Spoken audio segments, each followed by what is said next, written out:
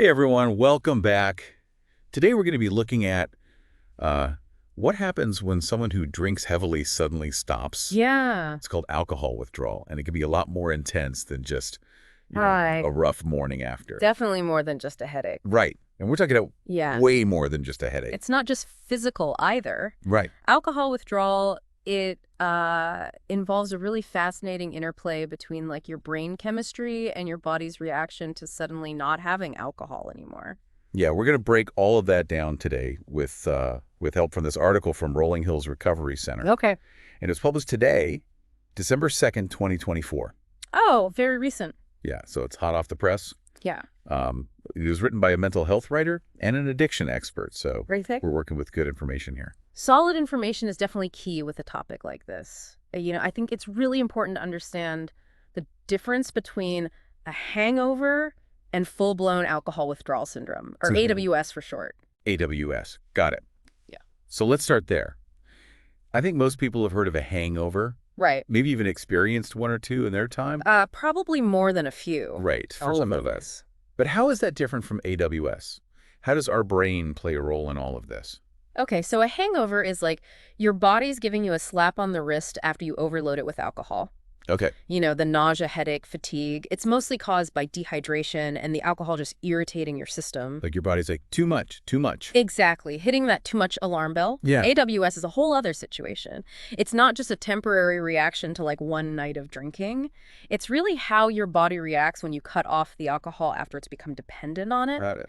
Think of it like this. Your brain has essentially rewired itself to function with alcohol constantly present, and now it's panicking without it. So the brain actually changes Yep. in response to consistently drinking a lot. Absolutely. This is where things get really interesting. You see, alcohol is a depressant, so it slows down brain activity. But your clever brain tries to compensate for this by producing more excitatory neurotransmitters. Okay. Those are the chemicals that speed things up. Got it. It's like a constant tug-of-war happening in your brain. So even when we're kind of messing things up with alcohol, our brains are still working overtime Yes, to try to keep everything balanced. precisely. But when you suddenly stop drinking after heavy use, that careful balance is disrupted. The brain is still pumping out all those excitatory neurotransmitters, but there's no alcohol to counteract them, and that's what causes the withdrawal symptoms to start. Okay, that makes a lot of sense. I never realized the brain was working so hard behind the scenes. Oh yeah, it's a very complex organ. The article we're looking at outlines 4 distinct stages of alcohol withdrawal, Okay. each with its own kind of set of symptoms. So what are some of the early warning signs Okay. that things are progressing beyond just a hangover? Like, what does stage 1 look like? Stage 1 is where those initial milder symptoms appear. You might experience things like nausea, shakiness, or tremors, anxiety, and difficulty sleeping. Okay. And you might be surprised to know that these symptoms can start within just a few hours of your last drink, not just the next day. Oh, wow. So it can happen that quickly. Yes, and thankfully most people recover during this stage, but it's important to recognize these signs and know that things can escalate. So what happens if someone ignores those early symptoms? Right. Is that when things move into like the more severe stages of withdrawal? You're exactly right. If those initial symptoms aren't addressed, or if someone has been drinking very heavily for a prolonged period, they can progress to stage 2, and this is where things get more intense. What kind of symptoms are we talking about in stage 2? Like, what should friends and family be looking out for? In stage 2, you'll see things like profuse sweating, agitation, confusion, and even hallucinations. In some cases, seizures can occur. Dang. These symptoms typically peak within 2 days of the last drink. And this is when medical intervention becomes absolutely critical. Seizures. That's really frightening. I know from the article it can get even worse than that. Yeah. What happens if someone doesn't seek medical help during stage 2? Is there a risk that things could get even more serious?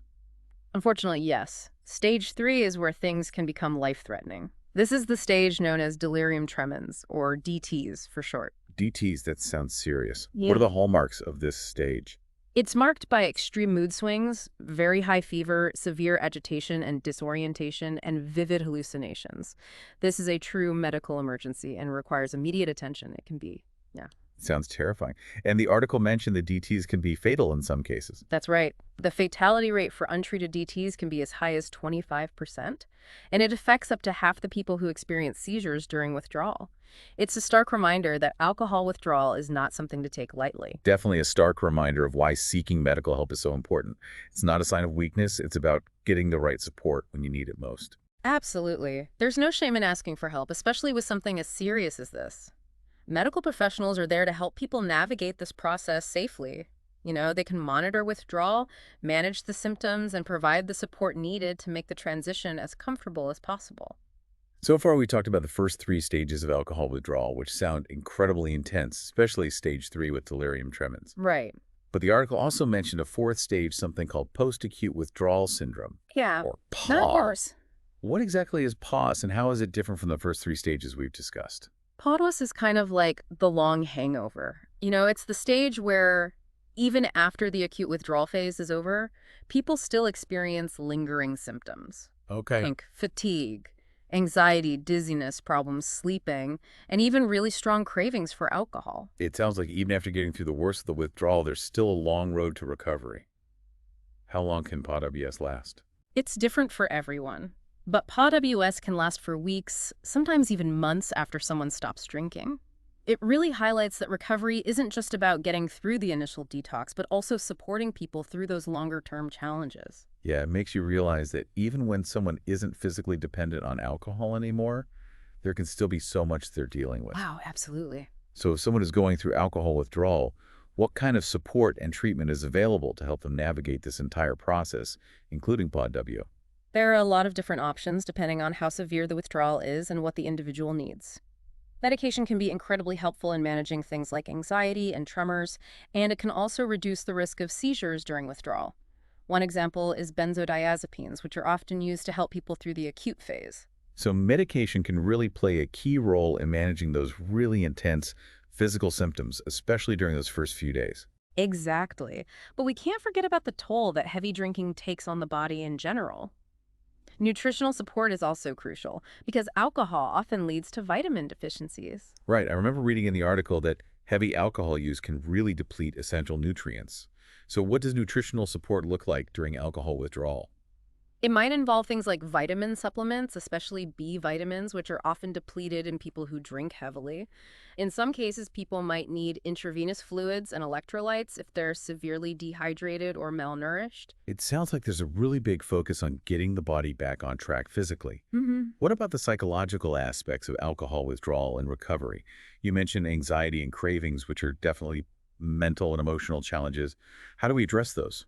You're absolutely right. The psychological side of recovery is just as important as the physical side. That's where therapy comes in. Psychological therapy is a vital part of treatment because it helps people address the underlying causes of their addiction and develop coping skills to maintain sobriety long term. So it's not just about breaking the physical dependence, but also about understanding why someone turned to alcohol in the first place and giving them tools to make healthier choices moving forward. What kind of therapies are particularly helpful in this context? There are many different types of therapy that can be beneficial. Cognitive behavioral therapy, or CBT, is one approach that's often used. CBT helps people identify and change negative thought patterns and behaviors that contribute to their drinking. That sounds really helpful for breaking those cycles of behavior. Mm. Are there other types of therapy that can be beneficial during recovery? Absolutely. Motivational interviewing is another technique that's often used. It helps people explore their ambivalence about quitting drinking and strengthen their motivation to change. And group therapy can also be incredibly valuable. Connecting with others who understand the challenges of recovery can provide a sense of community and shared experience that can be so powerful during this process. It sounds like having that network of support, whether through therapy or support groups, can make a huge difference. Hmm. We've covered a lot of ground today, from the intense stages of alcohol withdrawal to the importance of long-term support and the various treatment options available. What are some of the most important things you'd like our listener to take away from this conversation?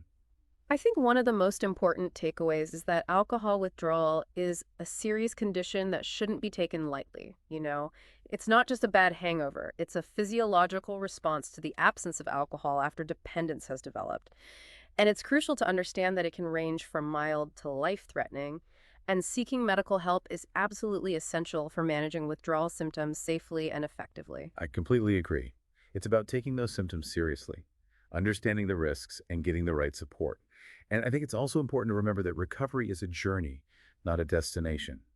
There will be ups and downs, and it's okay to ask for help along the way. It is. It really is. And it's a process that takes time and support, and there are resources available to help people, every step of the way. Absolutely. This has been such an insightful conversation, and we've learned a lot about the complexities of alcohol withdrawal.